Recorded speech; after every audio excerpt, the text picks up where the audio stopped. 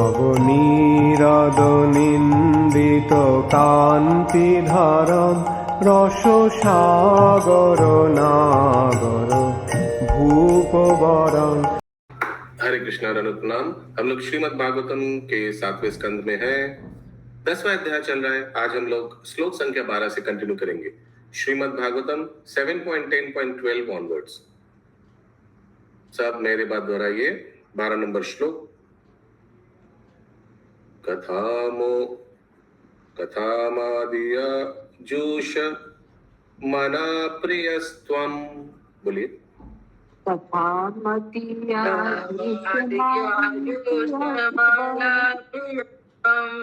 आवेशमात्मनि सन्तमेकम्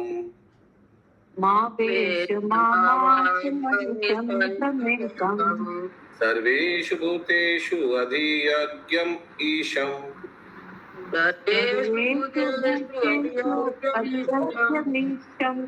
यजस्व योगेन च कर्म हिन्वान्।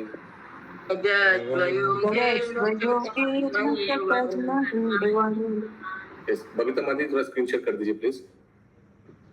भले ही तुम इस भौतिक जगत में ही क्यों ना रहो, लेकिन तुम्हें निरंतर मेरे उपदेशों तथा वचनों को सुनना चाहिए और मेरे ही विचारों में लीन रहना चाहिए, क्योंकि मैं प्रत्येक के हृदय में परमात्मा रूप में निवास करता हूँ। अतः तुम सकाम कर्मों का परित्याग करके मेरी पूजा करो। ठीक है, ऐसे नरसिंह देव बोल रहे। भले तुमको अभी वरदान दे दिया। क्या वरदान दिया था? कि तुमको अभी तुम्हारा राज्य भोग करना पड़ेगा। इन लोग का राजा बनना पड़ेगा। इन लोग का माने जो उधर उपस्थित थे हॉल में, जहाँ हिरण्यकशिपु को मारा भगवान ने, तो अभी प्रहलाद महाराज को राजा बनना पड़ेगा। लेकिन तुम भक्ति करते रहना मेरा, और सकाम कर्म को त्याग कर देना। तात्पर्य, जब कोई भक्त भौतिक दृष्टि से अत्यधिक ऐश्वर्यान बन जाता है तो उसे यह नहीं सोचना चाहिए कि वह अपने सकाम कर्मों का फल भोग रहा है। इस भौतिक जगत में भक्त अपने समस्त ऐश्वर्यों को भगवान की सेवा में लगाता है, क्योंकि वह योजना बनाता रहता है कि अपने ईश्वर से भगवान की किस प्रकार सेवा करें। जैसे कि श्री भगवान स्वयं सलाह दे रहे हैं, उसके पास जो भी भौतिक संपदा होती है उसे वह श्री भगवान के यश को तथा उनकी सेवा में प्रसार में लगाता है।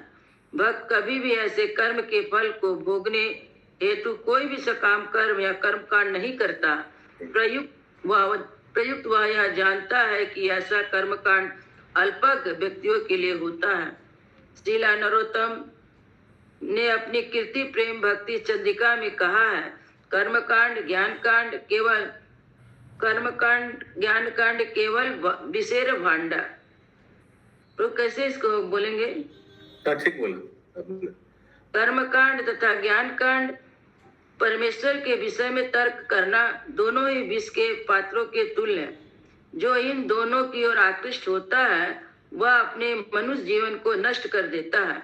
अतः भक्त किसी भी कर्मकांड या ज्ञान कांड में रुचि नहीं रखता। वह तो केवल श्री भगवान की अनुकूल सेवा में अनुकूलेन कृष्णनु अनुशीलनम अथवा भक्ति संबंधी आध्यात्मिक कार्यों के अनुशीलन में रुचि रखता है। हरे कृष्ण। ओके, किसी का कोई प्रश्न है? अगला श्लोक 13 नंबर।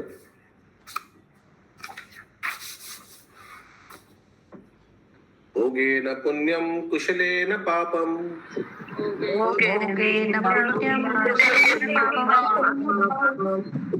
फले वरम कालजवेन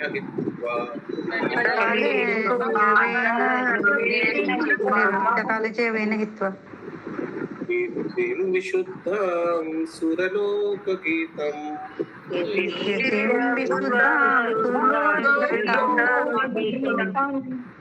विताय मामेष्यसि मुक्तबन्धा।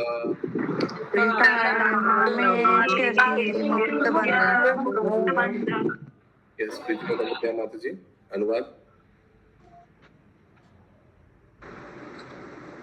हे प्रहलाद, इस भौतिक जगत में रहते हुए तुम सुख का अनुभव करके अपने पुण्य कर्म से समस्त फलों को समाप्त कर सकोगे और पुण्य कर्म करके पाप कर्मों को विनष्ट कर दोगे। शक्तिशाली काल के कारण तुम अपना देह त्याग करोगे, किंतु तुम्हारे कार्यों की ख्याति का गुणगान उच्च लोकों में भी होगा। तुम सभी बंधनों से मुक्त होकर मेरे धाम भगवत धाम को लौट सकोगे। तात्पर्य श्रील विश्वनाथ चक्रवर्ती ठाकुर कहते हैं, एवं प्राहद शांसेन सांसिध्येन तत्व नित्य सिद्धत्व च नारदादि भक्तिक्यम। भक्तों की दो श्रेणियां होती हैं, सांसिद्धि तथा नित्य सिद्धि। प्रहलाद महाराज मिश्रित सिद्ध हैं। साधना सिद्ध और नित्य सिद्ध। प्रभु जी गलत पढ़े। अर्थात वे अंशत भक्तिमय सेवा संपन्न करने के कारण और अंशत शाश्वत सिद्धि के कारण सिद्ध हैं। इस प्रकार इनकी तुलना श्री नारद मुनि जैसे भक्तों से की जाती है। एक सेकंड, तो समझ लीजिए, there are two classes of devotees, the sadhana siddha and the nitya siddha. Prahlad Maharaj is the mixed siddha, sadhan siddha और नित्य सिद्ध। ठीक है, प्रहलाद महाराज मिक्स है इसका। That is, he is perfect partly because of executing devotional service and partly because of eternal perfection. साधन सिद्ध यानी जो अपने साधना ठीक से करा। नित्य सिद्ध माने अपने साधन द्वारा जो भगवान का धाम प्राप्त करता है। और नित्य सिद्ध माने जो एकदम इटर्नली लिबरेटेड सोल, माने एकदम उस दिन बात हो रहा था ना कुछ ऐसा, नित्य सिद्ध भक्त और साधन सिद्ध भक्त, वही गुरु पूर्णिमा के दिन मैसेज आया था ना, नारद मुनि इज नित्य सिद्ध, अरे साधना सिद्ध। ठीक है, और प्रहलाद महाराज का यहाँ बात हो रहा है, वो मिक्स्ड है, यानी वो भगवान का इटर्नल पार्षद भी है और साधना द्वारा भी वो भगवान का धाम प्राप्त करेगा। जैसे यहाँ प्रहलाद महाराज नरसिंहदेव प्रहलाद को बोल रहे हैं। आगे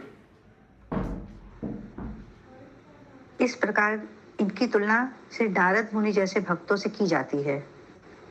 विगत काल में श्री नारद मुनि एक दासी के पुत्र थे, किंतु भक्ति करने के कारण अगले जन्म में इन्होंने साधन सिद्धि प्राप्त की।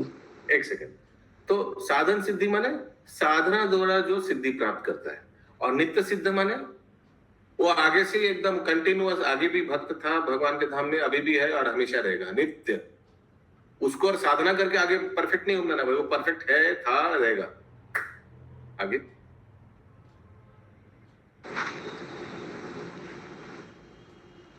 इतने पर भी वे नित्य सिद्ध थे, क्योंकि वे पूर्ण पुरुषोत्तम भगवान को कभी नहीं भूलते।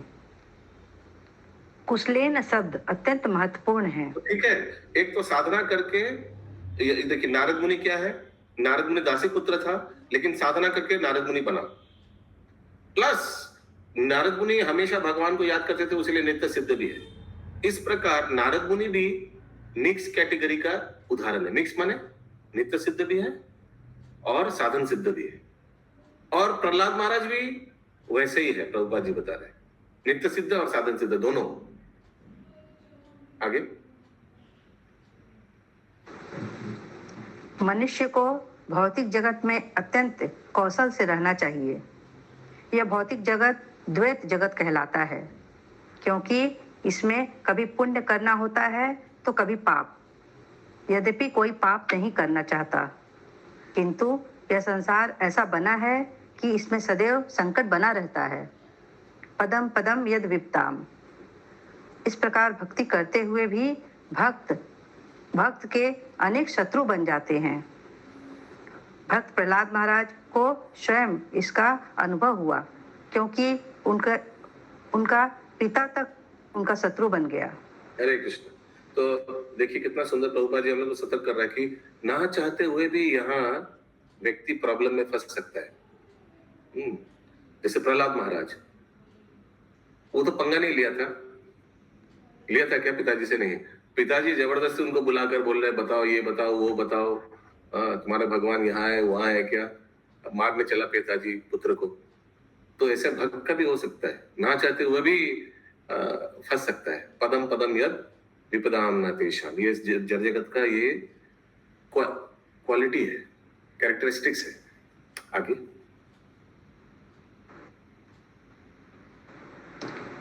भक्तों को चाहिए कि अत्यंत कौशल के साथ वे सदैव परमेश्वर का चिंतन करें, जिससे दुख उनका स्पर्श भी न कर सके। यह पाप पुण्य की कुशल व्यवस्था है।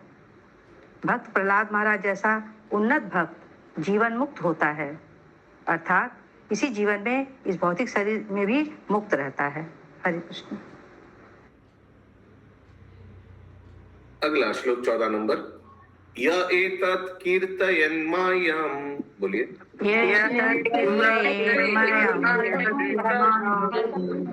त्वया गीतमिदं नरा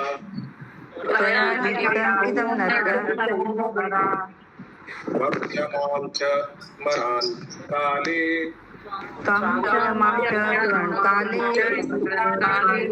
कर्मबन्धात् प्रमुच्यते।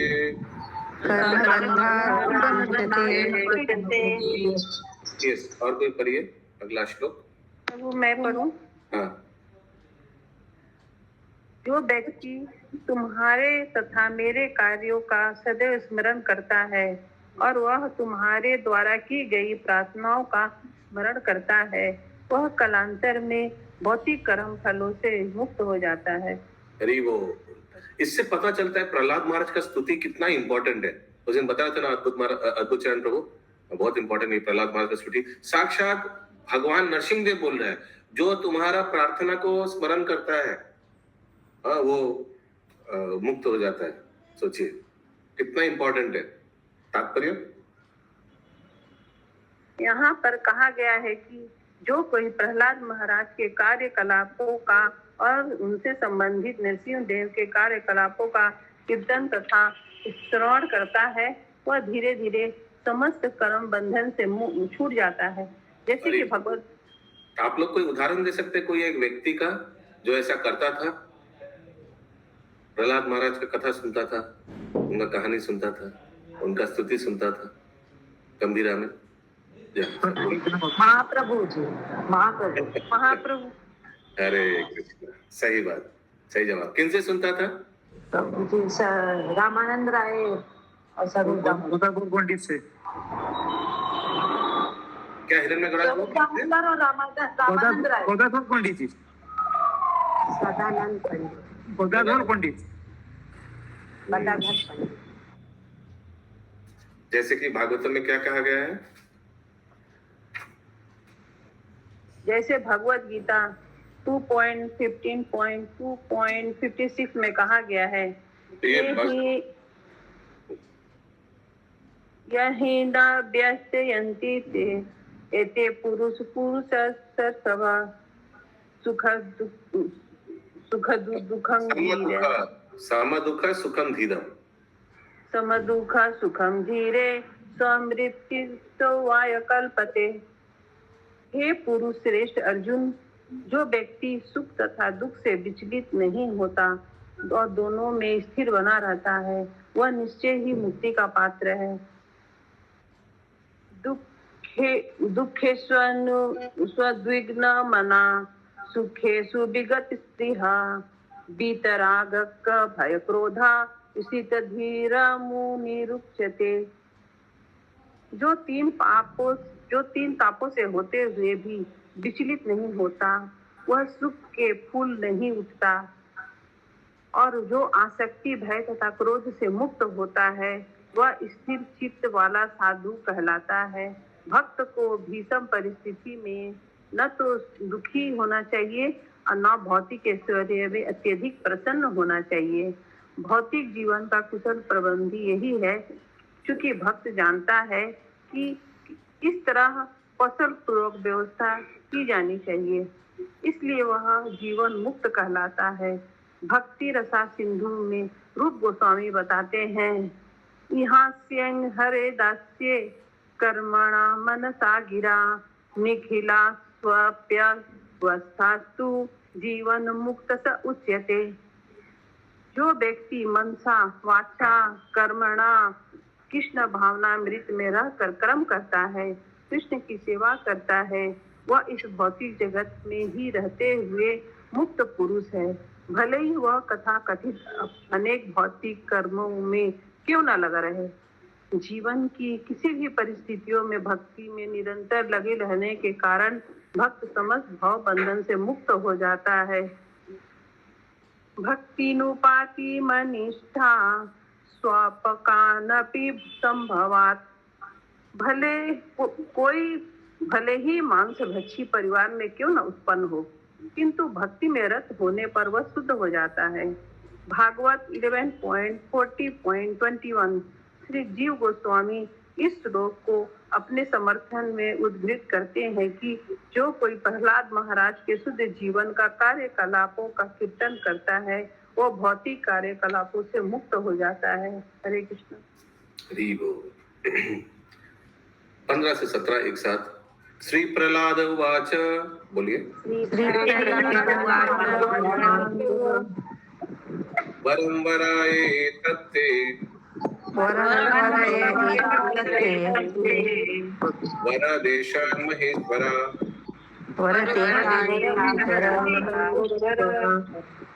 यदनिन्दत्पितमे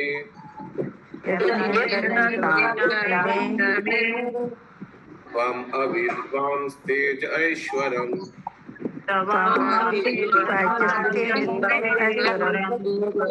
सिद्धमार्षया साक्षात्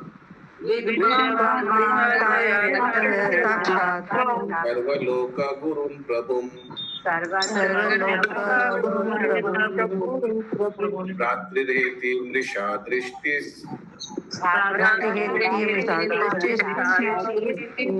त्वद्भक्ते मयि चाघवम्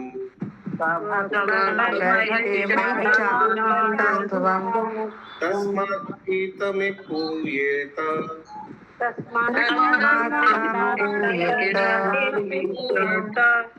दुरन्ता दुष्टराद आघात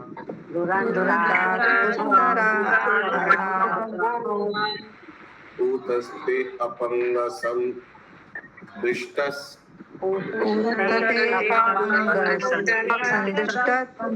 तदा कृपणवत्सला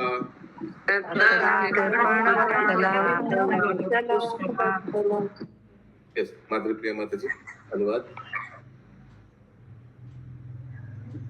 यस प्रभु जी। एक मिनट प्रभु जी।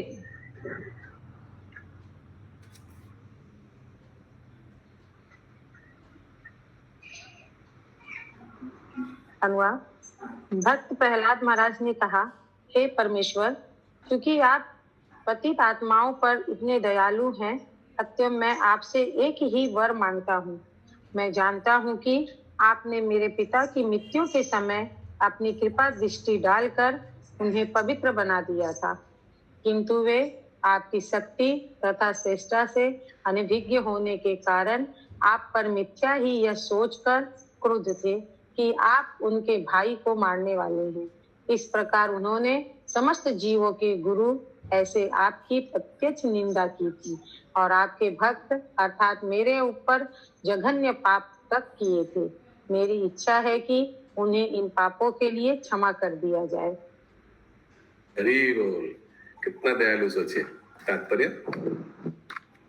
व्यक्ति हिरण्यकशिपु श्री भगवान की कोट के संपर्क में आते ही तथा श्री भगवान द्वारा दृष्टिपात किए जाने पर ही शुद्ध हो चुका था, किंतु तो भी भक्त प्रहलाद महाराज श्री भगवान के अपने मुखारविंद सुनना चाहते थे कि उनकी अहेतु की कृपा से उनका पिता शुद्ध हो गया। भक्त प्रहलाद महाराज ने यह स्तुति अपने पिता हेतु की। वैष्णव पुत्र होने के नाते अपने पिता द्वारा इतना कष्ट पहुंचाए जाने पर भी वे अपने पिता के वात्सल्य को भुला नहीं पाए थे। हरे कृष्ण। हरि बोल।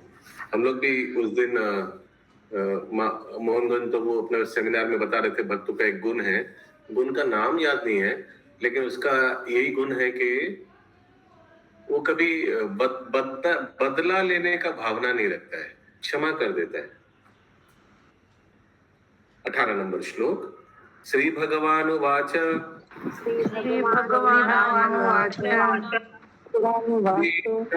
भी पिता पुत्र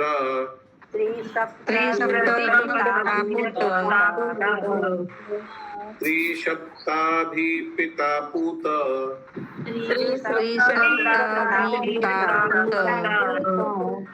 पितृभिः सहते नघा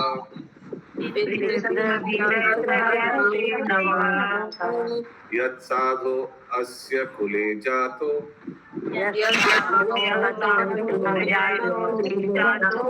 भवान् वै कुलपावना।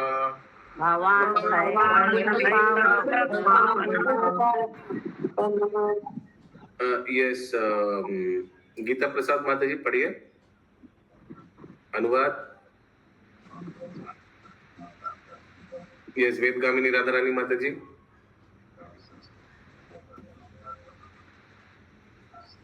पंखा बंद कर दे।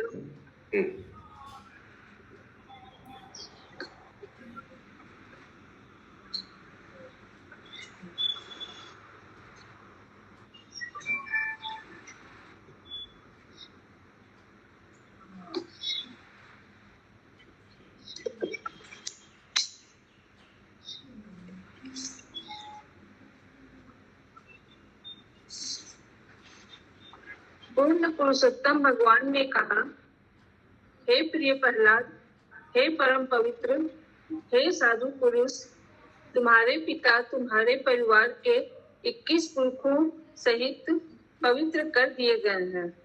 चूंकि तुम इस परिवार में उत्पन्न हुए थे, अतएव संपूर्ण कुल पवित्र हो गया है। अरे वो तुम सिर्फ अपना पिताजी का उद्धार के लिए बोल रहे हो? 21 पीढ़ी उद्धार हो गया। जय जय। तात्पर्य त्रिसप्तभी का अर्थ है 7 गुणित 3। कोई भी मनुष्य अपने परिवार की विगत 4-5 पीढ़ियों अथवा अपने परदादा या उनके पिता तक के ही नाम गिन सकता है, किंतु चूंकि श्री भगवान 21 पुरखों का उल्लेख करते हैं, अतएव यह सूचित करता है कि कोई वरदान अन्य परिवारों तक भी प्रसार करता है। इस समय जिस परिवार में उसने जन्म लिया है, उसके अतिरिक्त वह अन्य परिवारों में भी जन्म ले चुका होता है। इस प्रकार जब कोई वैष्णव किसी एक परिवार में जन्म लेता है, तो वह भगवत कृपा से न केवल अपने उस परिवार को पवित्र बनाता है, अपितु उन परिवारों को भी पवित्र बनाता है जिनमें उसने पूर्व में जन्म लिया है। समझ में आया आप लोगों को? दूसरा परिवार को भी उद्धार हो जाएगा। जहाँ जहाँ वो जन्म ले चुका है भक्त, वो उन परिवारों को भी उद्धार हो जाएगा। यस, हमको किसी ने बताया था, हाल ही नहीं बताया था, ये 21 पीढ़ी कैसा हुआ। 7 आने वाले, 7 चला गया जो, और बाकी 7 माता के परिवार, ऐसा 21, 7 + 7 + 7। हाँ, लेकिन यहाँ तो वो चीज नहीं बताया गया। यहाँ अलग चीज बताया गया कि पिछले जन्म भी अलग अलग परिवार में लिया होगा, उस परिवार भी लिबरेट हो जाएगा, उद्धार हो जाएगा। आयरन में गौरांग प्रभु, मैंने मालूम पड़ता है कि प्रभु माता का 7 पीढ़ी, पिताजी का 7 पीढ़ी, और जो अपना वंश आएंगे 7 पीढ़ी, ऐसे सुना था। हाँ हाँ, ये भी मैंने सुना। अपना वंश आएगा ना, कोई पिताजी का, ठीक है, एक ही बात है। आगे वाला कमिंग 7, पिछला 7, कमिंग 7 और मम्मी का 7। ठीक। अगला श्लोक 19 नंबर। হরে কৃষ্ণ প্রভু। हरे कृष्ण। প্রভু মানে 7 জন্ম, মানে আগামী 7 জন্ম যেখানে যেখানে ওই আত্মার জন্ম নেবে, সেই তার কথা বলা হয়েছে। ওই আত্মা তো না, ওর 7 পিঢ়ি আগে না, সেটা আমরা আলোচনা করছি। এখানে তো লেখা আছে অন্য জিনিস। আমরা আলোচনা করছি যে coming 7 generation, last 7 generation and mother 7 generation. আচ্ছা আচ্ছা, ঠিক আছে। এখানে কি লেখা আছে? এখানে বলছেন প্রভুপাদ জি যে এই ভক্ত যেখানে যেখানে আগের জন্মে জন্মগ্রহণ করেছে, আলাদা আলাদা পরিবারে জন্মগ্রহণ করে না সবাই, সেই পরিবারগুলো উদ্ধার হয়ে যাবে। 19 নম্বর শ্লোক। हाँ बोलिए माता जी। प्रभु जी यहाँ लिखा हुआ है कि वो उन परिवारों को पवित्र बनाता है, ये तो नहीं लिखा हुआ है कि उद्धार कर देता है। तो वही उद्धार पवित्र बनाता है, माने उद्धार कर लेता है वही। अच्छा, इंग्लिश में क्या लिखा है? In case of the benediction expands, benediction expands to other families also. Benediction माने ये वरदान दूसरा परिवार में भी, यानी जहां जहां जन्म लिया ये वरदान उसमें एप्लीकेबल होगा। ठीक है, इंग्लिश में तो क्लियर है। यस पूनम शाह माता जी। प्रभु जी ये सन के लिए है ना एप्लीकेबल, डॉटर्स के लिए नहीं है ना? भक्त के लिए है, भक्त चाहे डॉटर हो चाहे सन हो, ये डिवोटी के लिए बोला है। तो वेदास में सन की बहुत वो होता है ना, ग्लोरिफिकेशन। आत्मा ना सन होता है ना डॉटर होता है, ना लेडी होता है ना जेंट्स होता है, आत्मा तो आत्मा ही होता है। अगर वो भक्ति में आ गया तो सब उद्धार हो जाएगा। सुन के माता लोग खुश हो गया। ओके, हरे कृष्ण। अगला श्लोक 19 नंबर। यत्र यत्र च मद्भक्ता यत्र यत्र च मद्भक्ता प्रशांत समदर्शिना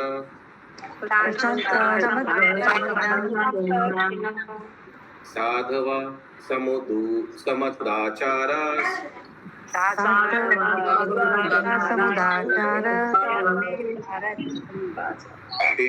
यन्ते की कथा।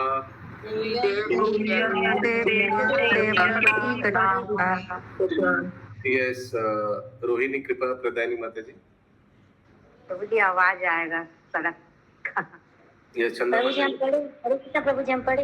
हाँ पढ़िए सारिका माता जी। हरे जब कभी और जहाँ कहीं भी हो, सदाचारी तथा सद्गुण संपन्न, शांत एवं समदर्शी भक्त होते हैं।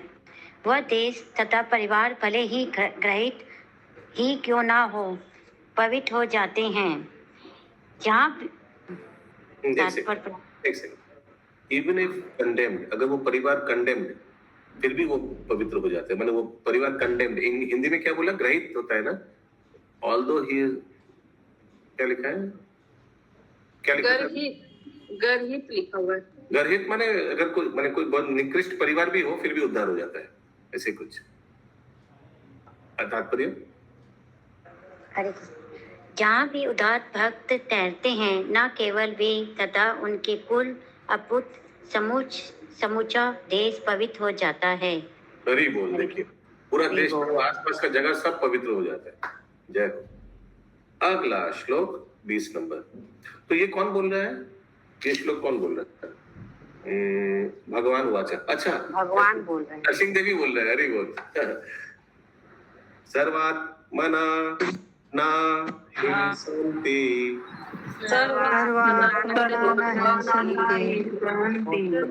भूतग्रामेषु किंचन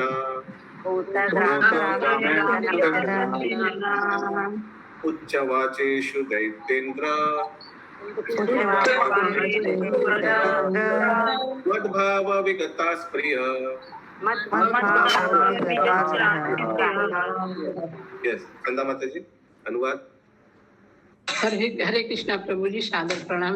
हे दैत्यराज, प्रहलाद मेरी भक्ति में अनुरक्त रहने के कारण मेरा भक्त उच्च तथा निम्न जीवों में भेदभाव नहीं बरतता।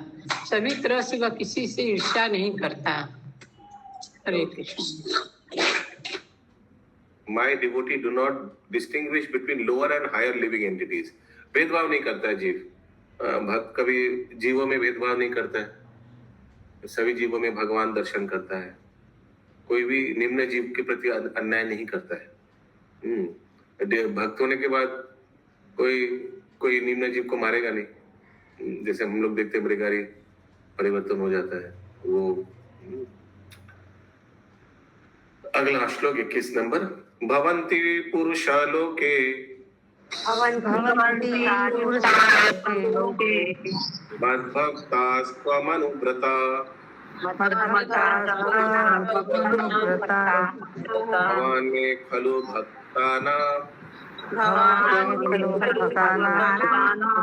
सर्वेषां प्रतिरूपधिक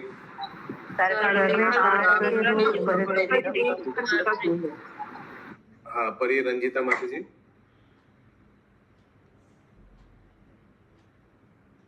अनम्यूट करके। जो तुम्हारे आदर्श का अनुग्रह करेंगे वे स्वभाव भावत मेरे शुद्ध भक्त हो जाएंगे। तुम मेरे भक्त का सर्वश्रेष्ठ उदाहरण हो और अन्य लोग तुम्हारे पद चिन्हों का अनुग्रहण करेंगे। इसीलिए हम लोग अनुसरण करेंगे। इसीलिए हम लोग बोलते हैं ना भक्त शिरोमणि प्रहलाद महाराज की जय। भक्तों में एकदम शिरोमणि सर्वोच्च। ओके यस इंद्रावती माता जी तात्पर्य थोड़ा साउंड आ रहा है माता जी। हरे कृष्णा। इस प्रसंग में शिला मध्वाचार्य स्कंद पुराण से एक श्लोक उद्धृत करते हैं। प्रभु जी आप पढ़िए इसको। ऋते तु तात्विकान् देवान् नरादादिंस्तथैव च प्ररादत् उत्तमा को नु विष्णु भक्तो जगत्त्रये। पुरुषोत्तम भगवान के हाँ बोलिए माता जी। प्रभु जी भक्तों में शिरोमणि हनुमान जी है कि प्रहलाद महाराज? प्रहलाद महाराज जी तो बोलते हैं ना भक्त शिरोमणि प्रहलाद महाराज। दास्य भाव पर शिरोमणि हनुमान जी बोलते हैं। तो शुद्ध भक्त का नाम है तो हनुमान जी का ही आता है। शुद्ध भक्त में हनुमान जी भी है ऑफ कोर्स, लेकिन भक्त शिरोमणि तो प्रहलाद महाराज ही बोलता है। आगे। पूर्ण पुरुषोत्तम भगवान के अनेकानेक भक्त हैं जिनकी गणना श्रीमद् भागवतम 6.3.20 में इस प्रकार कराई गई है। हाँ देखिए अच्छा हुआ इसी प्रसंग में आ गया। ये 12 महाजनों का श्लोक है, सबको कंठस्थ होना चाहिए। ये शुद्ध भक्त का लिस्ट है। बोलिए माता जी। स्वयंभू नारदा शंभु कुमार कपिलो मनु प्रहलादो जनको विष्णु बलि वैश्वाकी वयम। 12 अधिकारी भक्तों में जिनमें ब्रह्मा जी, नारद जी, शिव जी, कपिल, मनु इत्यादि सम्मिलित है। भक्त प्रहलाद महाराज सर्वोत्कृष्ट उदाहरण है। हरे कृष्ण। अच्छा 12 में से सर्वोच्च है Prahlad Maharaj is understood to the best of the example. ठीक है सुमना गौरंगी माता जी, ये 12 महाजनों में बेस्ट है बता रहे हैं तब तो। हरे कृष्ण। अच्छा ये 12 महाजनों में हनुमान जी का नाम नहीं है by the way. Hanuman ji महाजन नहीं है लेकिन शुद्ध भक्त है ऑफ कोर्स, इसमें कोई संदेह नहीं है। आज का अंतिम श्लोक 22 नंबर। कुरु त्वम प्रेत। अच्छा ये 12 कौन कौन है समझ में आया ना?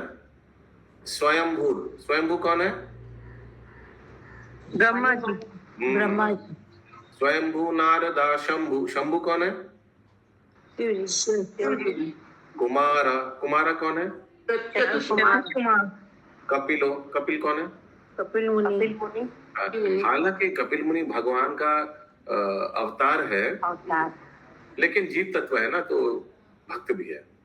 मनु मने स्वयंभू मनु या कोई भी Manu, I don't know, all Manus not Swayambhu all.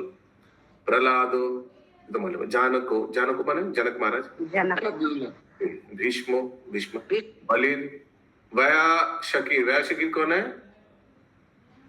Sukhdev Goswami. हाँ व्यास पुत्र व्यासकीर सुखदेव गोस्वामी है। सुखदेव गोस्वामी। हाँ और वयम माने मैं भी माने राजकुमार कृष्णदास नहीं, मैं भी माने ये श्लोक कौन बोल रहा था? यमराज खुद बोला मैं भी 12 महाजनों में से एक हूं। ठीक है अगला श्लोक 22 नंबर। कुरु त्वं प्रेत कृत्यानि। बोलिए।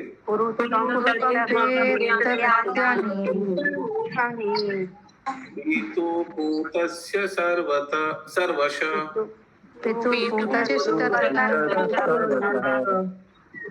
मदंग स्पर्शनेनैंगो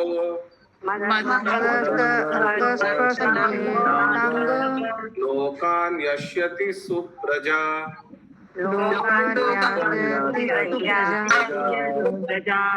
अभी मेरे आप लोग से एक प्रश्न है। तो ये 12 महाजनों का आपने तो सुना कौन लिस्ट में है, तो ये श्लोक कौन किसको बोलता है? एक तो समझ में आ गया कौन बोल रहा है, कौन बोल रहा है समझ में आ गया ना। तो यमराज बोल रहा है क्योंकि लास्ट में अपना नाम है, मैं भी हूं, तो यमराज बोल रहा है। लेकिन यमराज किसको बोलता है?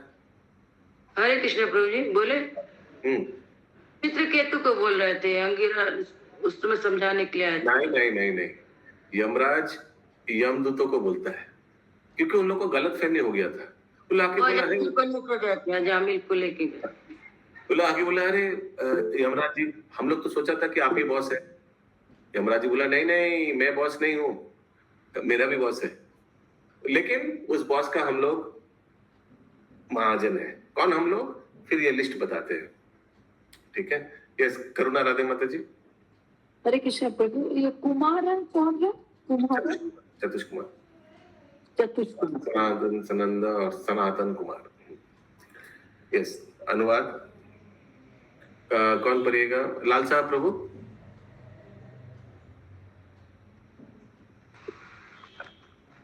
मेरे बालक, तुम्हारा पिता अपनी मृत्यु के समय मेरे शरीर के स्पर्श मात्र से पहले ही पवित्र हो चुका है।